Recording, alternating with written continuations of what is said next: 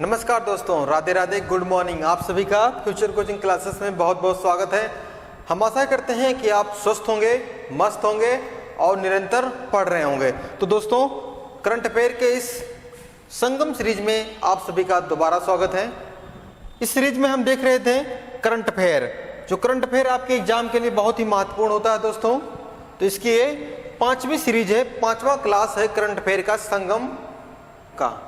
आइए देखते हैं इसमें महत्वपूर्ण क्वेश्चन रखे हुए हैं, किस प्रकार से क्वेश्चन आपके एग्जाम में पूछे जाते हैं। तो आइए इसका विस्तार से हम चर्चा करते हैं दोस्तों, बिना किसी देरी के। आपका पहला क्वेश्चन है जो आपसे पूछा गया था दोस्तों।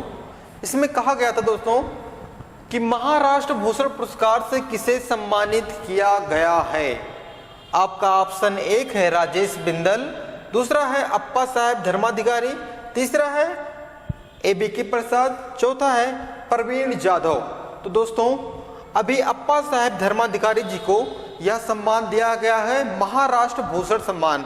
यह जो सम्मान है महाराष्ट्र का सर्वोच्च सम्मान है, महाराष्ट्र भूषण सम्मान।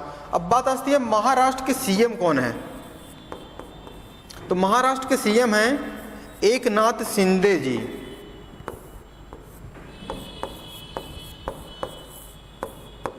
और ये पार्टी इनकी है बीजेपी पार्टी से हैं एकनाथ शिंदे जी। वहीं राज्यपाल की बात आती है, नया अभी चुने गए हैं महाराष्ट्र के राज्यपाल रमेश बैस जी।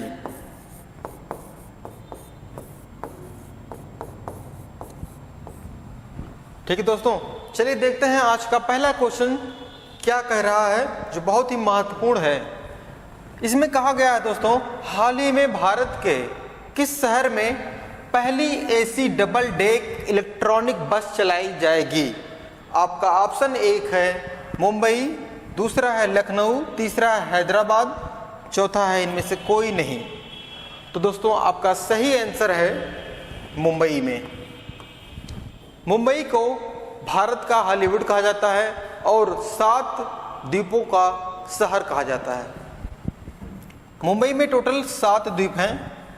अब मुंबई की बात आती है तो मुंबई को पुर्तगालियों ने इंग्लैंड को दहेज में दिया था। किस प्रकार दिया था? दहेज में दिया था।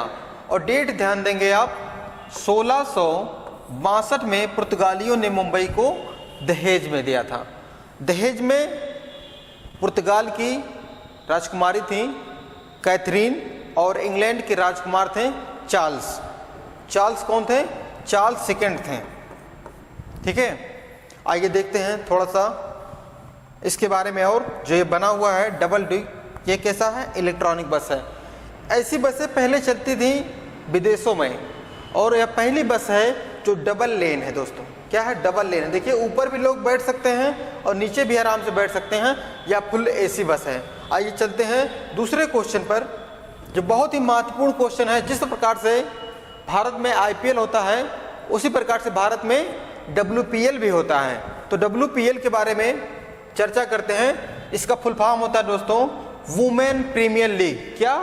वुमेन, W का मतलब होता है वुमेन। ठीक है, क्वेश्चन में कहा जा रहा है, हाल ही में किसने WPL में 3.4 करोड़ रुपए की उच्चतम बोली हासिल की है। आपका ऑप्शन 1 है मिथाली राज, दूसरा है स्मृति मंधाना, तीसरा है हरमनप्रीत कौर, चौथा है इनमें से कोई नहीं। तो दोस्तों, जैसा कि आपको सामने दिख रहा है, यह है स्मृति मंधाना जी। बहुत ही अच्छी खिलाड़ी हैं और इनको मिला है 3.4 करोड़ स्मृति मंधाना जी को। वहीं देखिए, भारत के कप्तान हरमनप्रीत कौर जी को मिला है 1.8 करोड़ रुपए। इनकी फ्रेंचाइजी देखिए, स्मृति मंधाना जी खेल रही हैं RCB की तरफ से, वहीं मुंबई इंडियन की तरफ से खेल रही हैं हरमनप्रीत कौर। अब उत्तर प्रदेश की टीम है। किसकी टीम है? उत्तर प्रदेश की। और उत्तर प्रदेश की तरफ से खेल रही हैं दीप्ति शर्मा।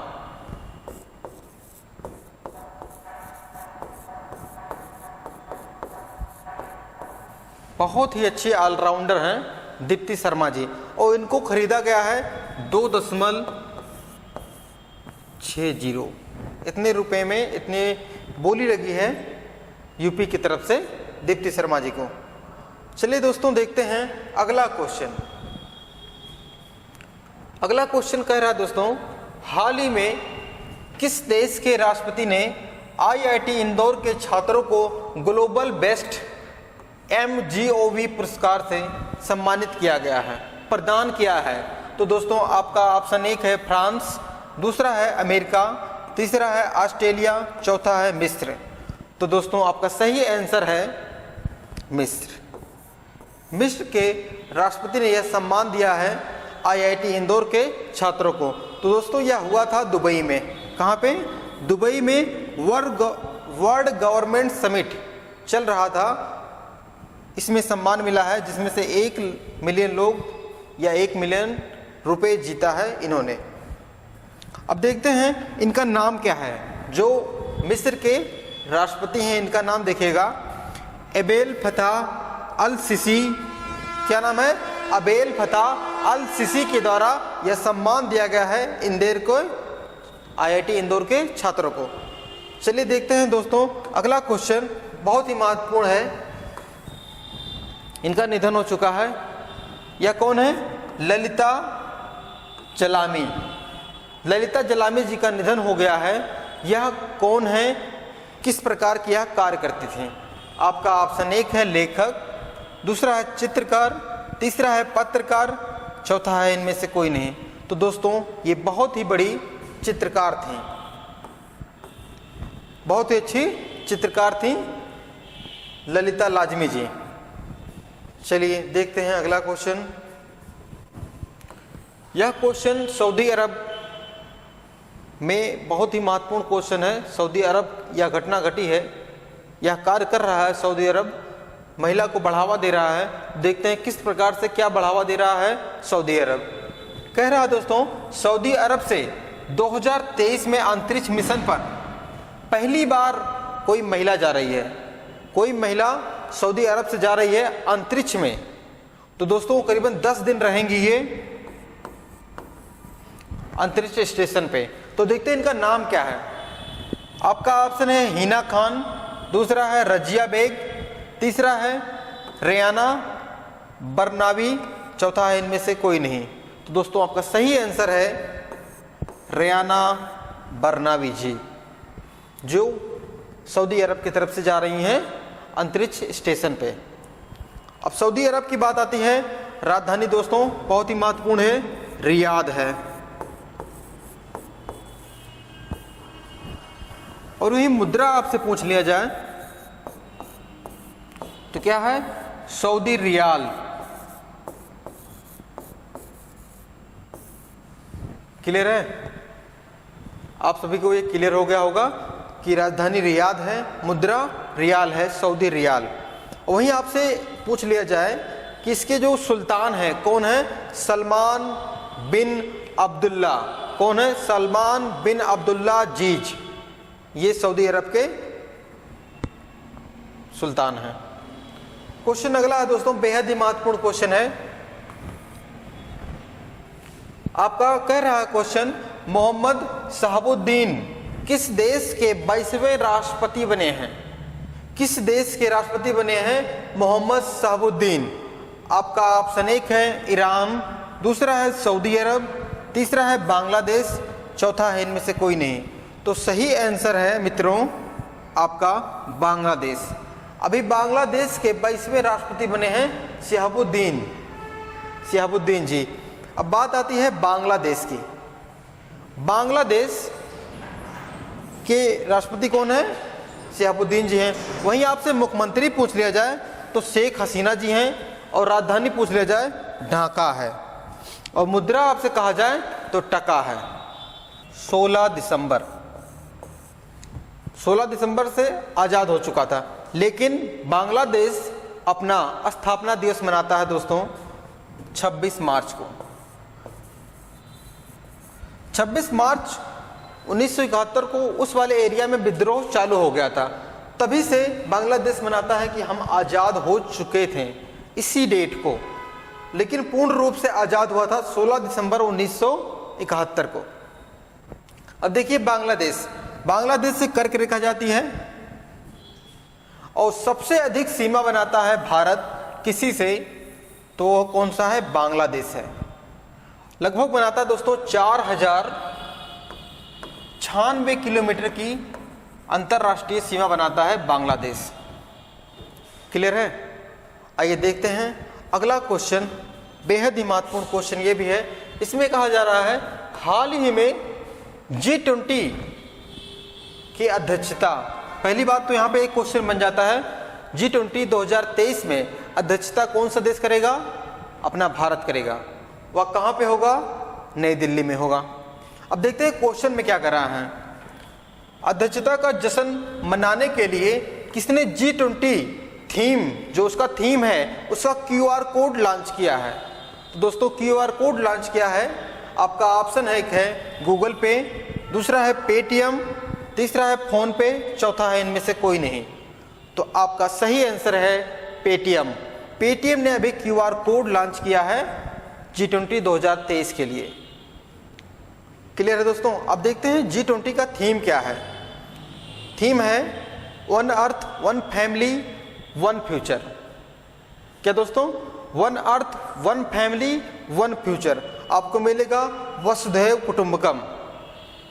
वसुधैव कुटुंबकम यह लिया गया है पंचतंत्र से, विष्णु शर्मा जी की पुस्तक है पंचतंत्र, उससे लिया गया है वसुधैव कुटुंबकम शब्द लिया गया है। क्लियर है? अब वसुधैव कुटुंबकम का मतलब क्या होता है? संपूर्ण विश्व एक परिवार है। इसका मतलब है संपूर्ण विश्व एक परिवार के रूप में है वसुधैव कुटुंबकम का।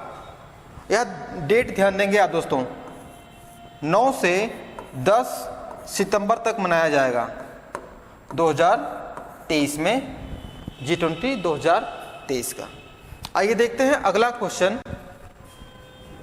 क्वेश्चन अभी नियुक्ति से है। इसमें कहा जा रहा है न्यायमूर्ति सोनिया गिरधर गोकानी, नाम देखिए बहुत थोड़ा अजीब है, सोनिया गिरधर गोकानी किस हाई कोर्ट के मुख्य न्यायाधीश के रूप में चुनी गई हैं, बनी हैं? आपका ऑप्शन एक है गुजरात, दूसरा है गुवाहाटी, तीसरा है त्रिपुरा, चौथा है मध्य प्रदेश।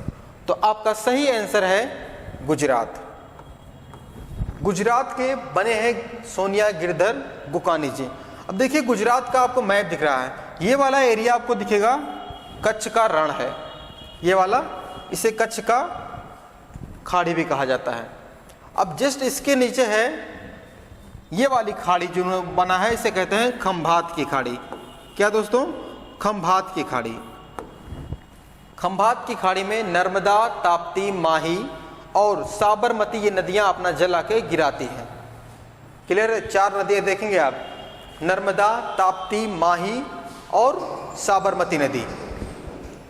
अब देखिए माही नदी की बात आती है दोस्तों, तो माही नदी कर्क रेखा को 2 बार काटती है। क्लियर है? अब देखिए कर्क रेखा यहाँ से गुजरात से जाता है, यहीं पे माही नदी 2 बार ऊपर से नीचे आ गई है, मुड़ गई है, इसे 2 बार कर्क रेखा काटती है। अगर से गुजरात की राजधानी पूछा जाए आपसे दोस्तों, तो गांधीनगर है। क्लियर है? और गुजरात में टोटल 33 जिले हैं। कितने जिले हैं? 33 जिले हैं। अब अगर से सीएम पूछा जाए आपसे, तो कौन है? भूपेंद्र भाई पटेल। ध्यान देंगे, गुजरात के सीएम हैं भूपेंद्र भाई पटेल। राज्यपाल अगर से पूछा जाए, आचार्य देवव्रत। क्या नाम है? आचार्य देवव्रत गुजरात के राज्यपाल हैं। आइए देखते हैं थोड़ा सा जानकारी यहाँ पे लिखा गया है। लिखा है उड़ीसा हाई कोर्ट के मुख्य न्यायाधीश जसवंत सिंह को त्रिपुरा हाई कोर्ट का न्यायाधीश बनाया गया है। मतलब जो उड़ीसा हाई कोर्ट के न्यायाधीश थे जसवंत सिंह जी, उनको बना दिया गया है त्रिपुरा हाई कोर्ट का मुख्य न्यायाधीश। अब लिखा है यहाँ पे राजस्थान हाई कोर्ट के न्यायमूर्ति संदीप मेहता को, किसको? संदीप मेहता जी को गुवाहाटी हाई कोर्ट का न्यायाधीश नियुक्त किया। मतलब यहाँ पे देखिए 3 नियुक्तियां आपको मिली हैं। एक मिला है जसवंत सिंह जी त्रिपुरा के हाई कोर्ट के बन गए हैं, और वहीं संदीप मेहता जी बन गए हैं गुवाहाटी हाई कोर्ट के मुख्य न्यायाधीश, और सोनिया गिरधर गोकानी जी बने हैं गुजरात के मुख्य न्यायाधीश। चलिए देखते हैं अगला क्वेश्चन। क्वेश्चन नंबर 9 को रहा है दोस्तों, किस राज्य में नकल विरोधी कानून को पारित कर दिया गया है, लागू कर दिया गया है? बहुत ही महत्वपूर्ण है यह क्वेश्चन, क्योंकि आए दिन चाहे उत्तर प्रदेश हो चाहे भारत हो, भारत का कोई भी स्टेट हो, वहाँ पे यह घटनाएं घटती रहती हैं। एग्ज़ाम सेंटर पर बच्चे पहुँचते हैं एग्ज़ाम देने के लिए, लेकिन जो नकल माफिया होते हैं वो सब पहले ही पेपर को लीक करा देते हैं।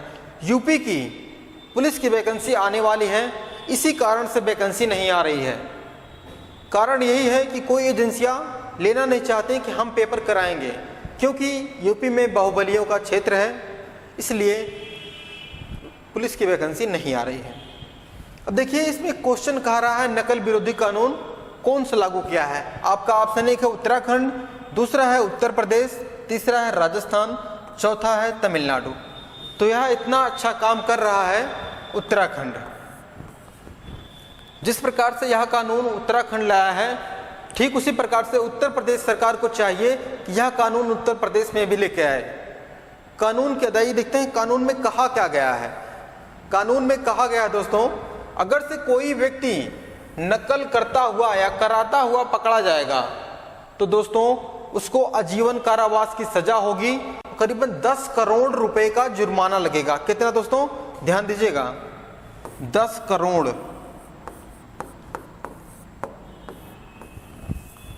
10 करोड़ रुपए का जुर्माना लगेगा। देखिए जब तक ले सरकार सख्त नहीं होगी तब तक ले लोगों के अंदर से डर नहीं जाएगा, इसलिए सरकार को सख्त होना पड़ेगा। आइए देखते हैं उत्तराखंड के बारे में। उत्तराखंड दोस्तों अलग कब हुआ था? 9 नवंबर 2000 को उत्तराखंड उत्तर प्रदेश से अलग हो गया। जब उत्तराखंड उत्तर प्रदेश से अलग हुआ तो उसका नाम रखा गया था उत्तरांचल।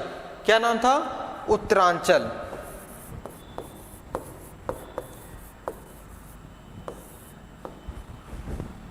और उत्तरांचल का नाम 2007 में उत्तराखंड रखा गया।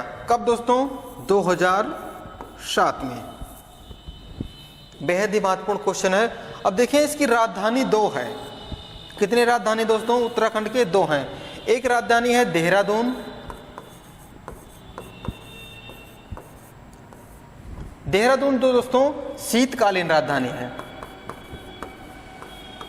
और दूसरी राजधानी है दोस्तों गैरसैंण। गैरसैंण इसकी दूसरी राजधानी है, जो क्या है दोस्तों? ग्रीष्मकालीन है। ठीक है, पहली राजधानी देहरादून शीतकालीन है, वहीं गैरसैंण ग्रीष्मकालीन राजधानी है। अब बात आती है इसके मुख्यमंत्री कौन है। उत्तराखंड के मुख्यमंत्री हैं पुष्कर सिंह धामी।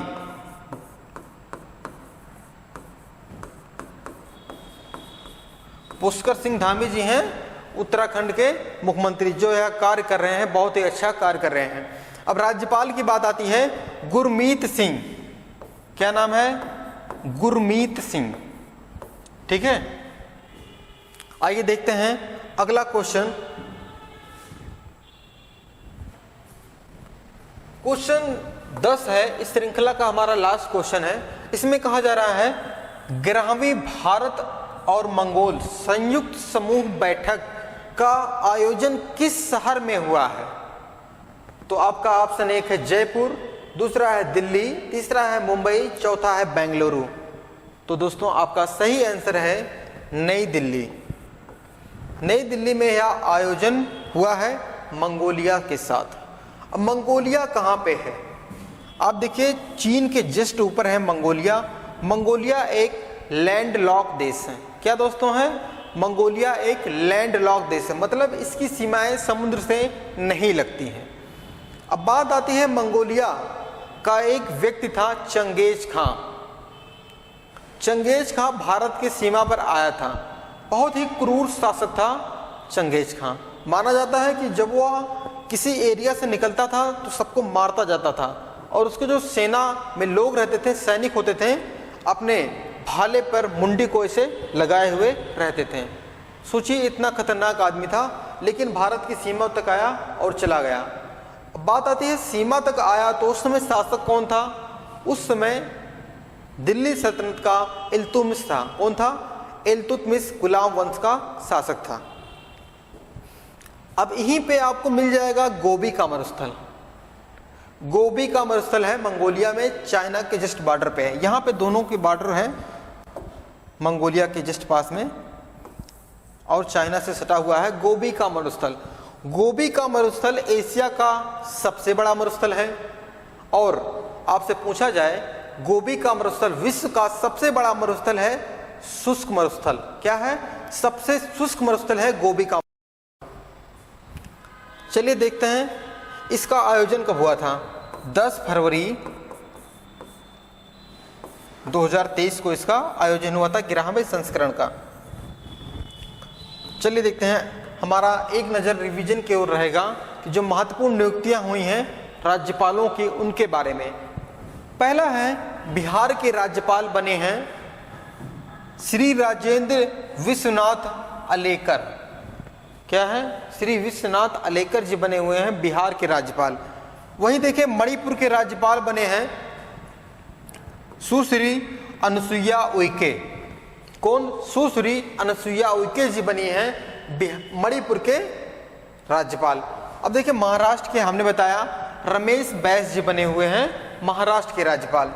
मेघालय के राज्यपाल बने हुए हैं फागू चौहान जी। वहीं सिक्किम के राज्यपाल को देखें तो कौन है? श्री लक्ष्मण प्रसाद आचार्य हैं। कौन है? श्री लक्ष्मण प्रसाद आचार्य जी हैं सिक्किम के राज्यपाल। अब हिमाचल प्रदेश के राज्यपाल की नियुक्ति हुई है, उनका नाम है श्री शिव प्रसाद शुक्ल। हिमाचल प्रदेश के राज्यपाल हैं श्री शिव प्रसाद शुक्ल जी। अरुणाचल प्रदेश राज्यपाल हैं लेफ्टिनेंट जनरल केवल त्रिविक्रम परनाइक। इतना बड़ा नाम है लेकिन लेफ्टिनेंट हैं पहले, ये अच्छी बात है। असम के राज्यपाल हैं श्री गुलाब चंद कटारिया। क्या हैं? असम के हैं कटारिया जी हैं। छत्तीसगढ़ के राज्यपाल हैं विश्वभूषण हरिश्चंद्र।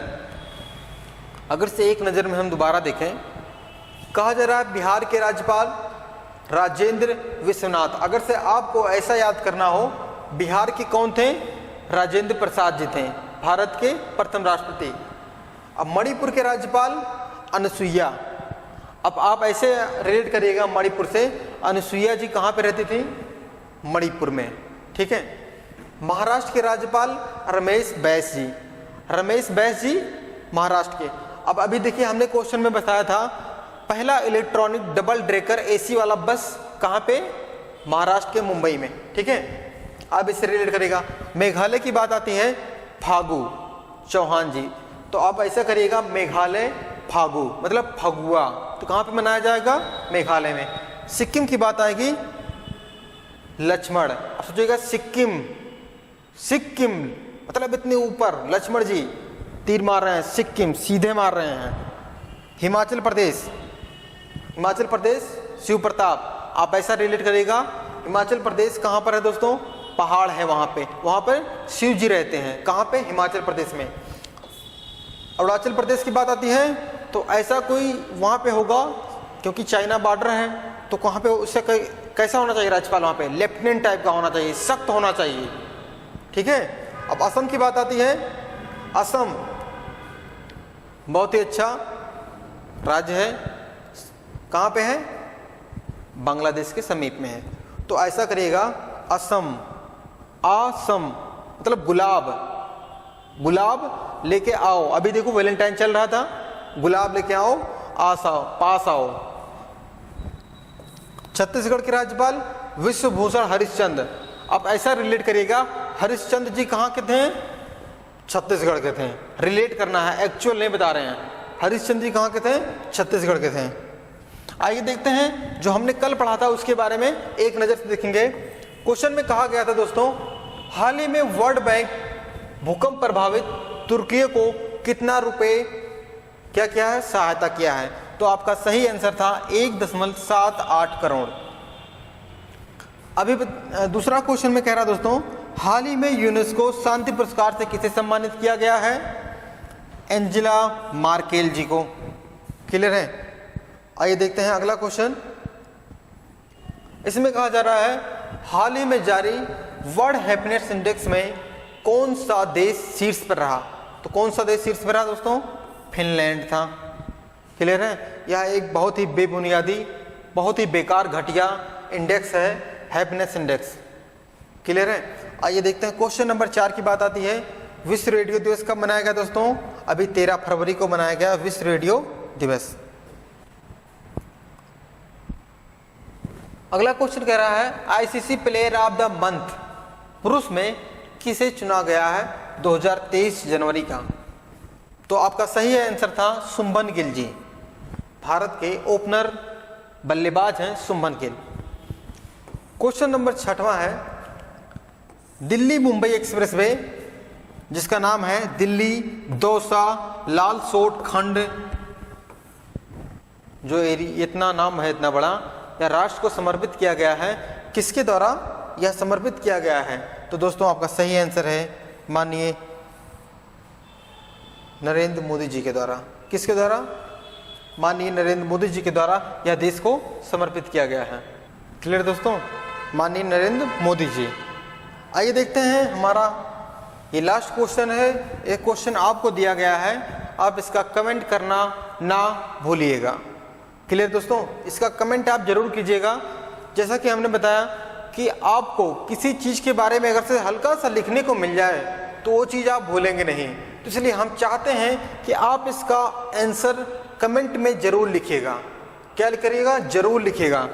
पहले देखते हैं क्वेश्चन क्या कह रहा है। हाल ही में हुंडई मोटर्स इंडिया ने अपना ब्रांड एम्बेसडर किसे बनाया है? आपका ऑप्शन 1 है यास्तिका भाटिया, दूसरा है रेणुका सिंह ठाकुर, तीसरा है उपरोक्त में से दोनों या इनमें से कोई नहीं। तो आपका क्या आंसर होगा या कमेंट करके आप जरूर बताइएगा।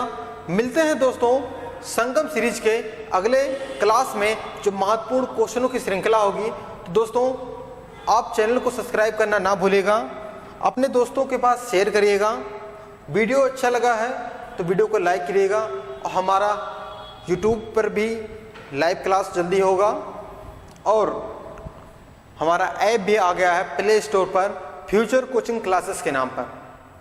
क्या दोस्तों? फ्यूचर कोचिंग क्लासेस के नाम पर हमारा ऐप मिल जाएगा आपको प्ले स्टोर पर, जिस पर आप आकर MCQ क्विज लगा सकते हैं फ्री में और आपको ये PDF भी मिल जाएगा हमारे ऐप पर। तो मिलते हैं दोस्तों नेक्स्ट क्लास में। तब तक के लिए जय हिंद,